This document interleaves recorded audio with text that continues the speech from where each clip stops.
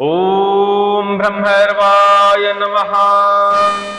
ओम काली काली महाकाली काल के परमेश्वरी सर्वानंद करे देवी नारायणी नमस्तुते। ओम क्लीं क्लीं क्षेम ऐं ह्रीं प्रीं ऐं ओम क्लीं क्लीं क्षेम ऐं ह्रीं प्रीं ऐं।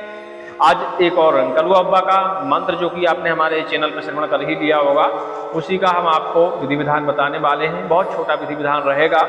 शत्रु नाश हो चाहे भूत प्रेत बाधाओं का नाश हो, यह मंत्र सभी प्रकार की बाधाओं में अच्छा कार्य करता है और 100% रिजल्ट निकल के आते हैं।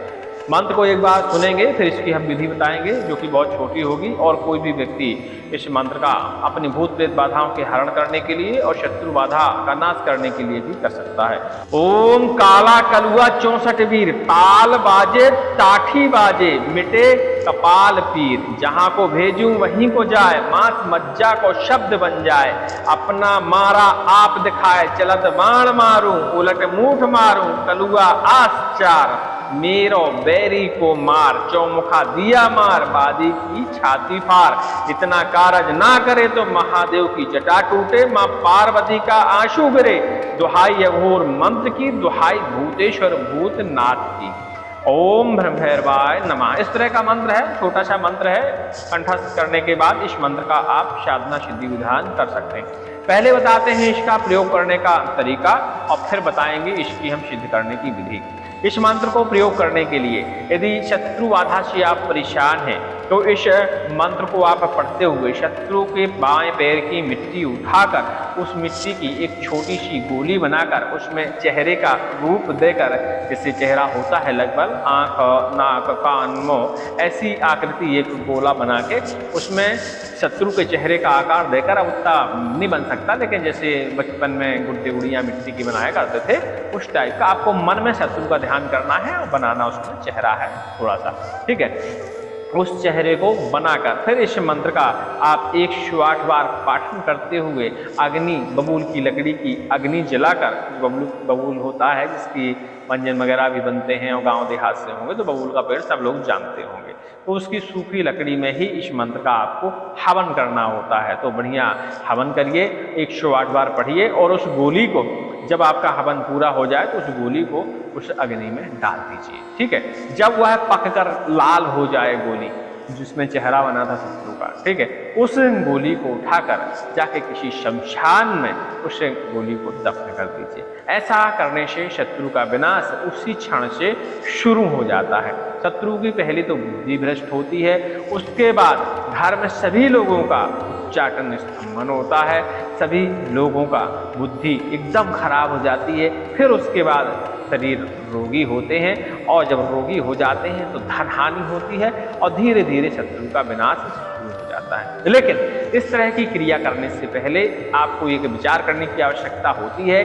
किसी भी भैरव महाराज के, कलुआ अब्बा के, शिव जी के, काली चंडी के ऐसे मंत्रों का आप शत्रुनाश में प्रयोग करते हैं और शत्रु आपका बेकसूर है, उसने वाकई कोई अपराध नहीं किया है, सिर्फ आपको शंका है, शंका की बिना पे आप उसके ऊपर इस मंत्रों का प्रयोग करते हैं और शत्रु का इन मंत्रों से किसी भी प्रकार का कोई नुकसान होता है तो जितना भी उसका नुकसान हो उसका 30 से 40% नुकसान आपका भी होता है। तो इन बातों को आपको ध्यान रखते हुए ही इस मंत्र का प्रयोग करना होता है। चलिए आप इसका प्रयोग समझ गए होंगे। पहला प्रयोग, अब आती है भूत प्रेत नाश करने में इस मंत्र का हम कैसे प्रयोग करेंगे। तो इस मंत्र को पढ़ते हुए सिर्फ पानी के छींटे शरीर के ऊपर बरसाने हैं।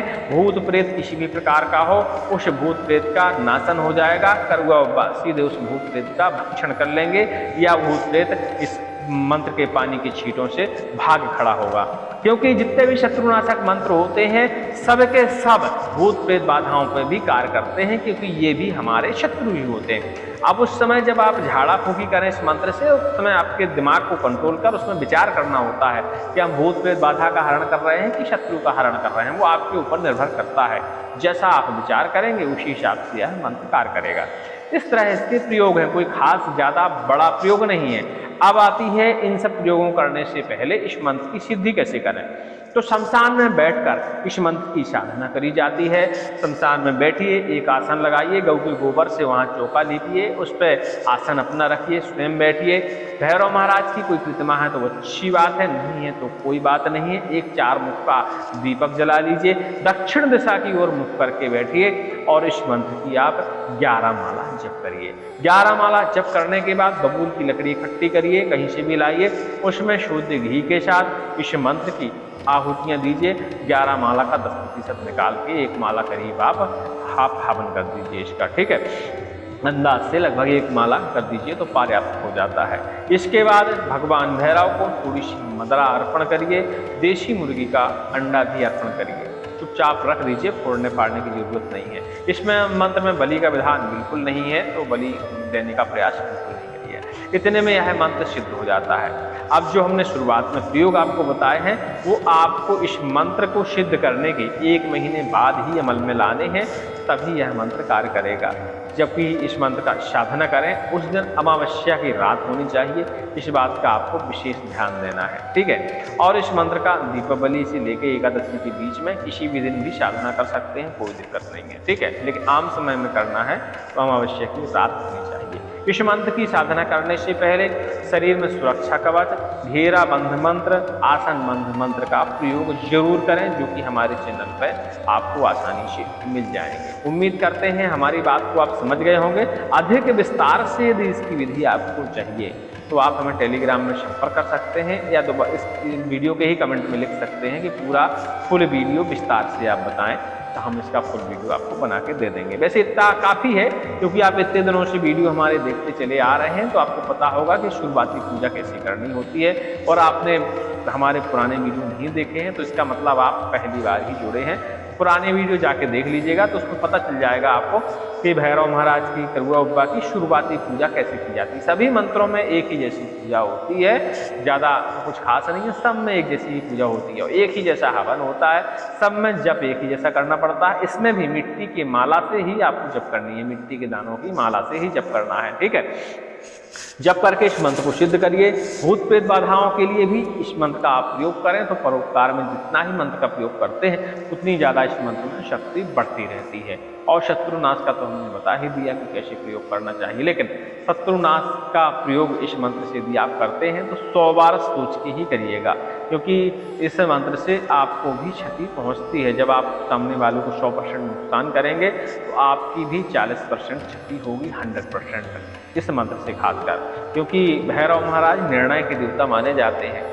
और करुआ मान लीजिए वो भैरव महाराज का ही एक गण है, छोटा सा अंश है, तो भैरव ही महाराज मान लीजिए उनको, ठीक है।